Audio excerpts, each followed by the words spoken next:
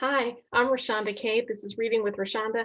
We are reading The House Behind the Cedars by Charles Chesnutt. We are on chapter 23. We're not finishing this chapter today. I mean, maybe I should keep hope alive, but it just doesn't seem realistic.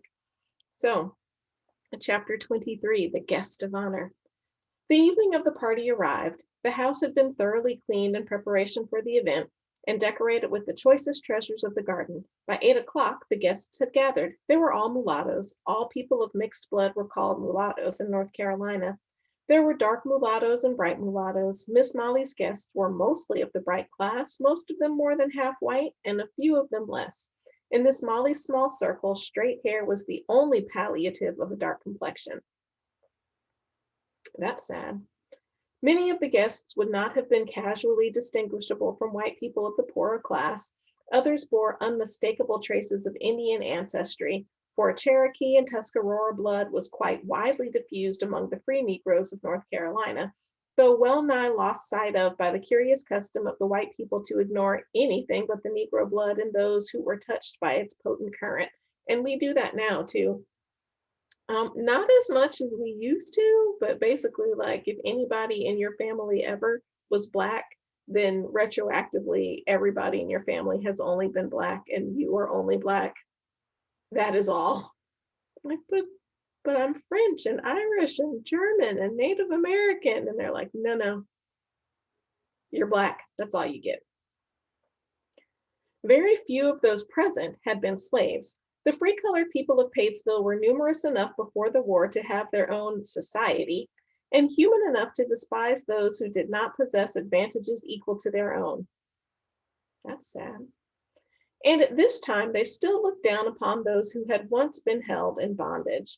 The only Black man present occupied a chair which stood on a. So I read recently, I don't remember the name of it. It was by Beverly Jenkins. It's in the Indigo series. It's the one where Raymond is the main character. And anyway, they were talking about free Black people and freed Black people. And literally in my mind, I was like, why are we distinguishing between this? And then I remembered, oh, that was a big distinguisher. People who had always been free or people who had been enslaved. And so that's what we're finding here. Let's see. And human enough to despise those who did not possess advantages equal to their own. And at this time, they still looked down upon those who had once been held in bondage. The only Black man present occupied a chair which stood on a broad chest in one corner and extracted melody from a fiddle to which a whole generation of the best people of Patesville had danced and made merry. Oh my gosh, the only Black person there was playing a fiddle.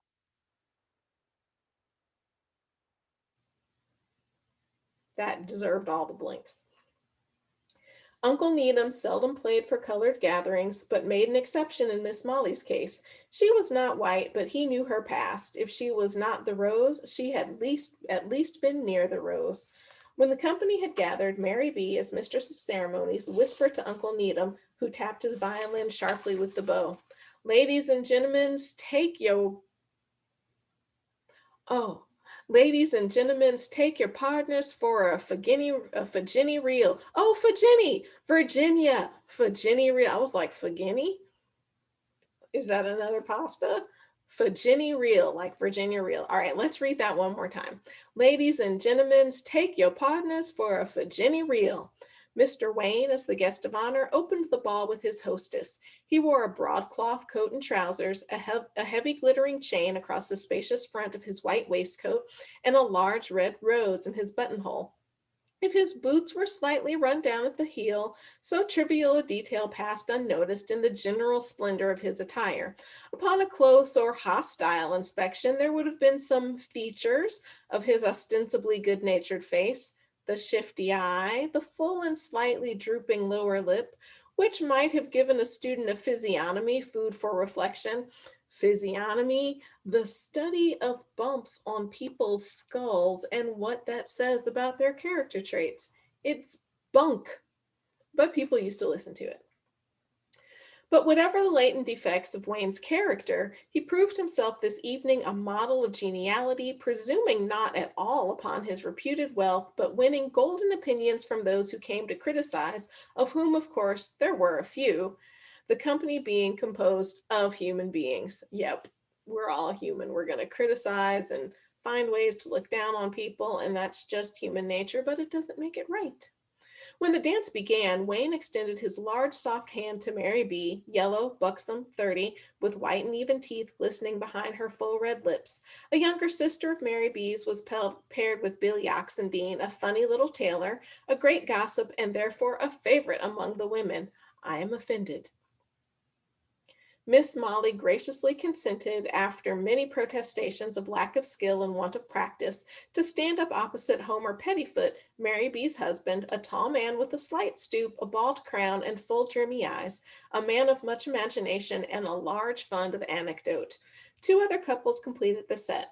Others were restrained by bashfulness or religious scruples, which did not yield until later in the evening, both bashfulness and religious scruples.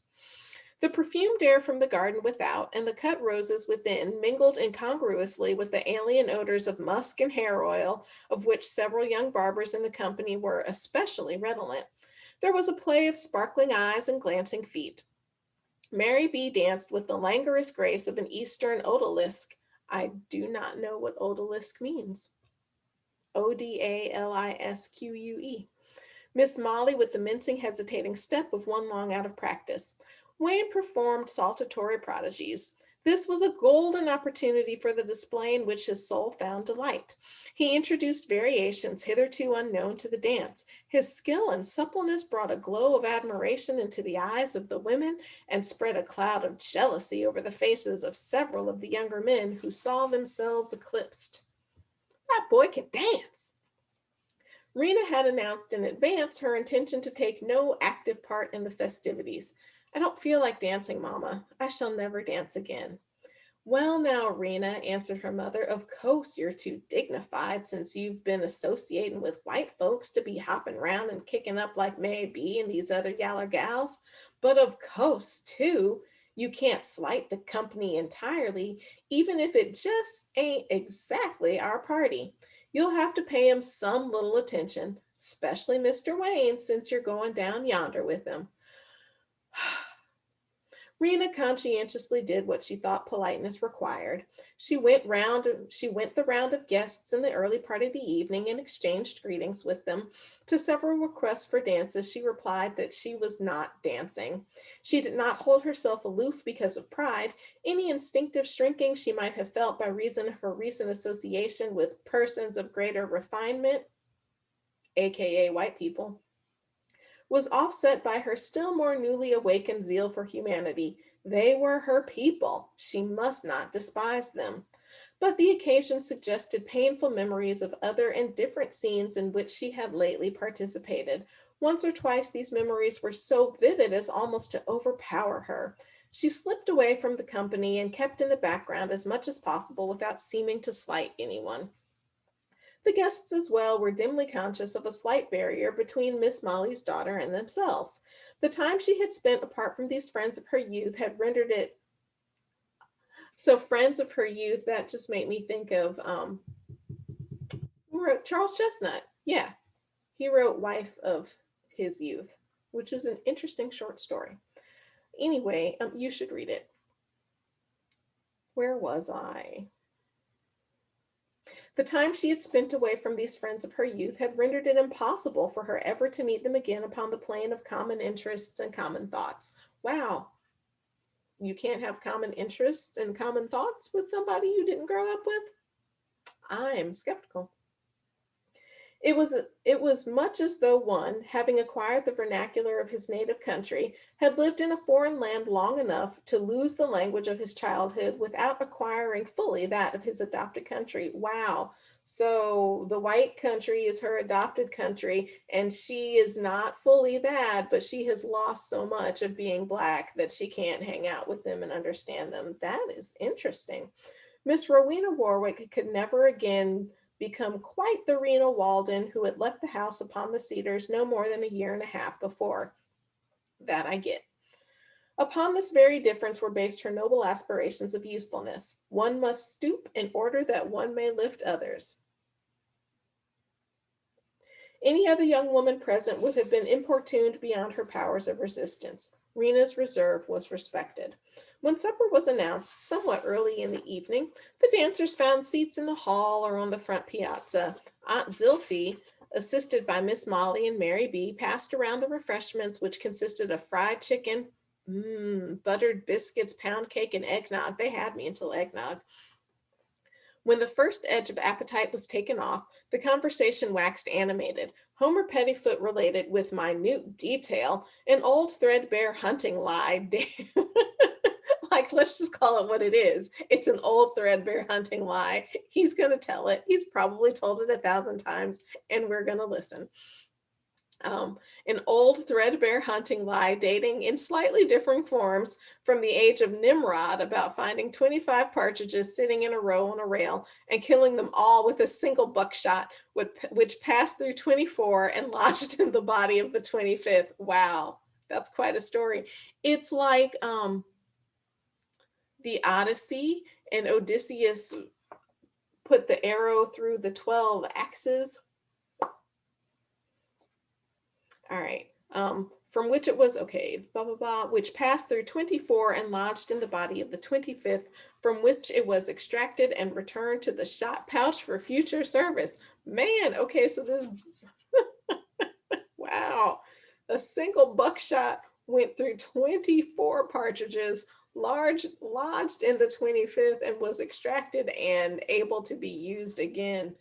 That is something, I think. Now I am going to read another paragraph and call it quits here.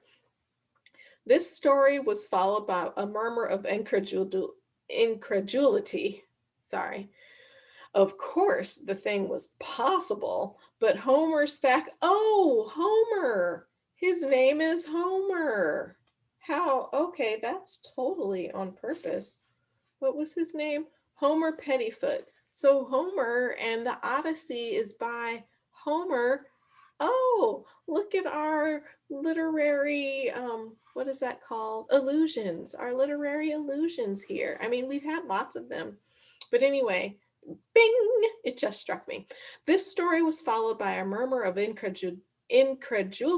I actually know that word, but I'm struggling here. Of course, the thing was possible, but Homer's faculty for exaggeration was so well known that any statement of his was viewed with suspicion. Homer seemed hurt at this lack of faith and was disposed to argue the point. But the sonorous voice of Mr. Wayne on the other side of the room cut short his protestations in much the same way that the rising sun extinguishes the light of lesser luminaries. And I'm going to stop there. And I see that this next paragraph has a lot of dialect in it, and I'm struggling with words I know. So I'm going to quit while I'm ahead. That was, what chapter was this? 23? Yes, that's the first part of chapter 23 in The House Behind the Cedars by Charles Chesnutt. I'm Rashonda Cade, and this